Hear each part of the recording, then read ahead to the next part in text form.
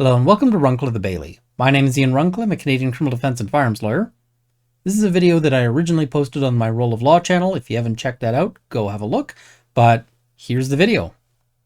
Today I wanted to do an update on my discussion of the Magic the Gathering One Ring serialized version, which people have been offering $2 million for. I did a previous video discussing how this might be an illegal lottery in Canada, at least under Canadian law. And lots of people had criticisms and comments. I want to address those. But this is particularly relevant in light of this news. And this is from Dexerto. I'm going to link them in the description below, so go check them out. But they've noted that Magic the Gathering, the One Ring, has been pulled and graded. So the card has been found, and it was found, they report, in a place called Maximum Cards. We're going to talk about why that's actually really relevant here. Now, we haven't got the name or the information about who pulled it. That's a good thing. We're going to talk about that as well.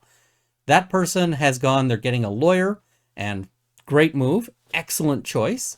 They're also deciding on their options. They haven't made any agreement to sell this thing at this point. It's just they're making a decision. Hopefully this thing is locked away somewhere safe because this is worth $2 million. Like, if you have this thing, it could be converted to a straight $2 million via these bounties that have been offered.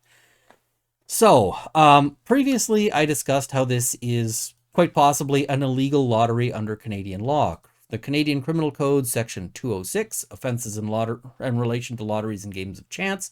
We'll go over that again just to talk about details and to address some of the comments people had. But one comment lots of people had was, hey, it doesn't matter here. Canadian law is dumb.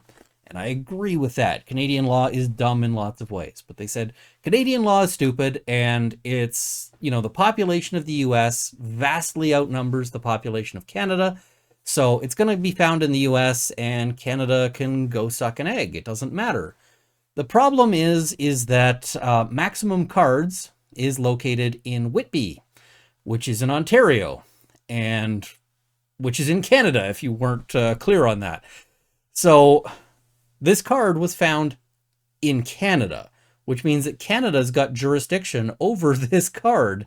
So this is potentially a much bigger deal than I initially thought. I also thought, hey, this card is going to be found in the US. Great. So let's look again at the law, because I want to address some of the comments. I want to talk about the legal issues for this person. Now, for that person, get your own lawyer. Get legal advice on this one. You really, really need it. And that shouldn't be a YouTube video. But Section 206. Every person is guilty of an indictable offense and liable to a term of not more than 2 years, or is guilty of an offense punishable on summary conviction. So this is what we call a hybrid offense in Canada. The prosecution can decide whether it's prosecuted more seriously with that up to 2 years or less seriously. It's basically that they can choose that it's a felony or a misdemeanor, sort of. That's kind of the rough equivalent. Now, this covers a whole ton of things. You can see it goes A through J. Now, some of these don't apply here. We're not talking about 3-card Monty or anything like that. But makes, prints, advertises, or publishes, or causes or procures to be made, printed, advertised, or published any proposal, scheme, or plan for advancing, lending, giving, selling, or in any way disposing of any property by lots, cards, tickets, or any mode of chance whatever.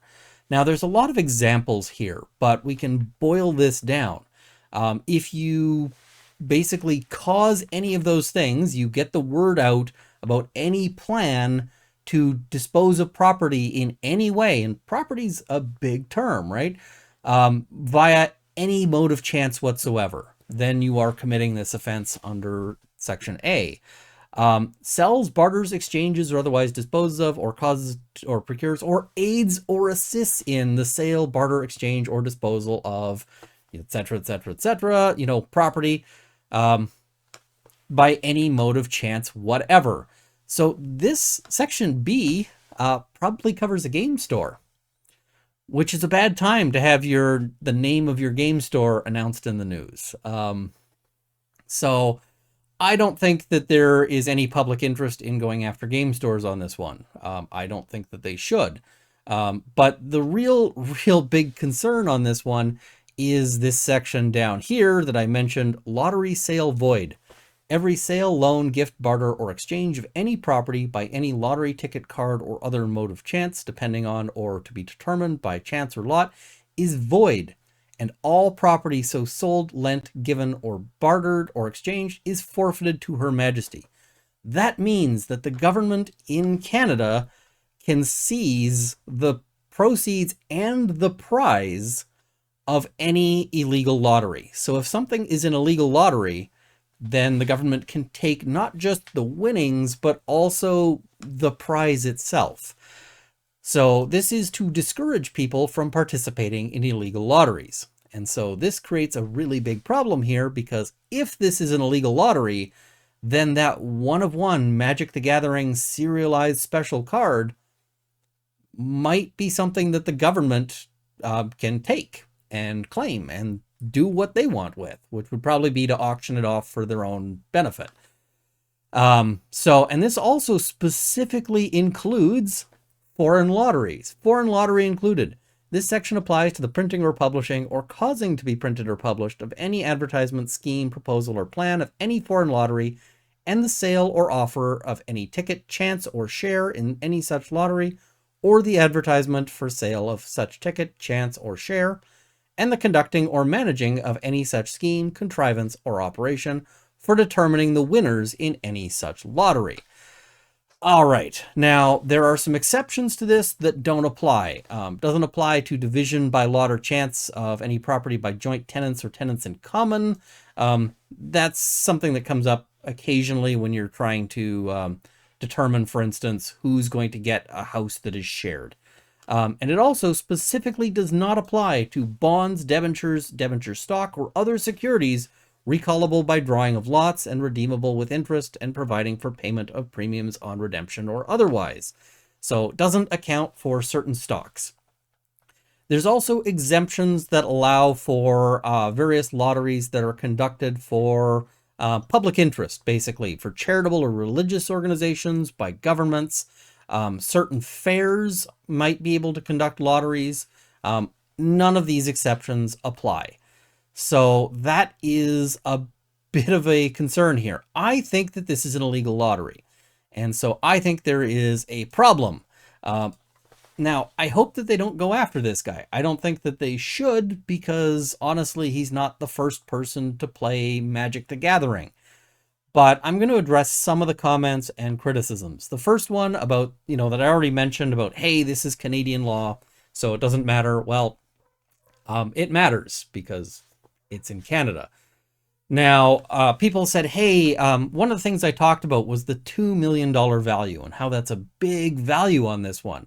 And they said, well, that's not because of the primary market. Like Hasbro and Wizards of the Coast haven't said, we will pay you $2 million for finding this. And I'm going to tell you, that is completely irrelevant, because all that matters is that you're giving away some property. So this whole thing about, Hasbro isn't putting the value on it, Hasbro doesn't have to. If I get a piece of art and I sell tickets, you can buy this ticket and win this art. It doesn't matter that I personally am not telling you what the art is worth. The art is worth something. And if that is a $2 million painting, then the government might get really interested in this, even though I had nothing to do with it. Even though I might have found that painting in a dumpster. It might have cost me nothing. Lots of people said, hey, it doesn't cost Hasbro anything more to print one kind of card than the other. That is also irrelevant to this question. If I do a lottery for, as I mentioned, stuff I found in a dumpster, that can still be an illegal lottery. So the cost to Hasbro is meaningless here, and the fact that Hasbro themselves isn't putting a value on this prize is also meaningless. All that it says is any property. So what is any property? Well, anything you can own. A property can be a physical good, like this can of Coke, or it can be something like, you could give away a copyright. If I was a singer, and I'm not, but I mean, I could say, hey, you could win by buying tickets a copy of the copyright to this video, and that would be property, and that would be illegal. So that is also not an issue here. The whole secondary market argument is really a red herring. The only reason why it's important is that it might get the government moving. They probably don't care if people are buying a pack of cards and they're getting a card that has a resale of $20 over a resale of $2. That's not getting them hugely interested. But when we start talking about millions of dollars, that's the point where a government bureaucrat gets a little more involved. So that whole line of criticism just doesn't have any legal bearing to it. There's just no value to it. I'm also going to note that the secondary market is really what derives the value of lots of things. If I buy a car from, I don't know, I buy a new whatever. I have just paid, let's say I pay $30,000 for it. I drive it home and now I want to sell that car. Well, the value of that is not $30,000. I've driven it off the lot. The value of that car is now whatever I can sell it for on the secondary market. So if I win a car in, some sort of people are selling tickets and I can win a brand new car, then it's still that the secondary market determines the value on that. The other thing people said is, wait a minute, I see people doing giveaways all the time. And you do. I've actually got a contest in this, on this channel to give away 10 silver coins, which silver coins, I'm not setting the value of the silver coins, but they clearly have value on the secondary market. People will spend a lot of money for real silver, and those are real silver. But, so how does that happen? Well, one of the big things is that, you can't, first of all, ask for money for it. So the Win Gimlet Silver Prize that is on this channel, there is no, I'm not asking you for any money. You enter just by filling in a form. That's it. There's no, nothing like that. The other thing is that in Canada, you can't do a pure giveaway by chance. And so what do I mean by that? You can't say, for instance, it doesn't cost you anything, just put a ticket in this box and the winner is the winner. There has to be some element of skill. It has to be, at best, a game of pure skill or a game of mixed chance and skill. How do we get around that in Canada? Well, the way we get around that so often is by what they call skill testing questions. This is kind of a Canadian thing where they'll say, you also must answer a skill testing question. So if you enter one of these contests and you are the big winner, and they'll say, hey, it's, a $500,000 prize, you then have to answer a math question or you lose that prize. That's required under Canadian law. Now, I don't know if you've noticed, if you've ever bought a card, Magic the Gathering pack, there is no skill testing question. They don't ask you any math to open that pack of cards. So that doesn't help here. The other thing is, you might say, well, they have contests where, for instance, you have to buy a can of Coke or whatever other beverage, and then there's like a code in it or something. The way they get around that is by offering you the ability to participate, to play the game, without any purchase required. Usually you have to send them a letter and they'll enter you in the contest, or they'll send you something. Now, I just want you to know, Magic the Gathering Hasbro does not offer an option where you send them a letter and they send you a free pack of cards. Maybe I'll try. That'll be fun. I'll try sending them something to say, hey, I would like the no purchase necessary option for your game, and please give me. I don't think it's going to happen. So, as I mentioned before, I think that this is probably an illegal lottery under Canadian law. And this guy, I hope, is not revealing his name. I hope he's making it difficult. You don't have to tell the police on yourself. You don't have to report yourself on any of that stuff. And so here's hoping. We'll see. There are no guarantees that they're going to proceed on this in any way. and I really hope that they don't. But in terms of the pure law, these are the issues. Now, I'm also just going to note here that I don't think that the person who bought the cards themselves has any liability here, other than they might take this $2 million card, which feels like a lot of liability. I can tell you, we've seen that the maximum punishment on this is 2 years in jail. If somebody said, hey, do you want to do 2 years in jail? We'll pay you $2 million for it. I'd be seriously tempted. Like, seriously tempted. So, I'm not saying go commit crimes. I'm just saying if the government said, hey, we're doing a new reality show, we're going to put you in jail for two years and we're going to pay you $2 million. I'd be tempted. That's a lot of money.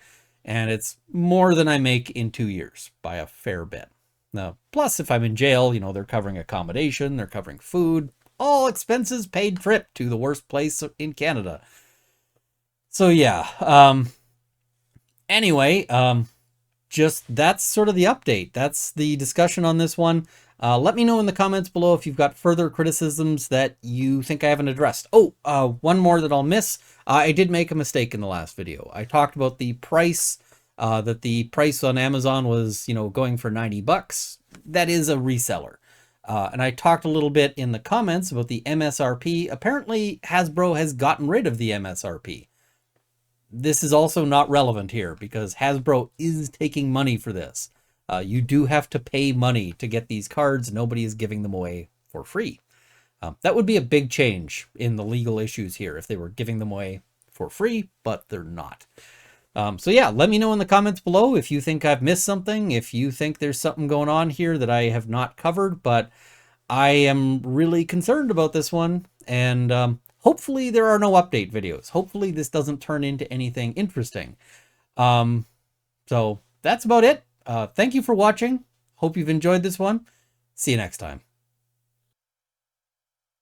So I finished recording, and then I realized the line I should have used.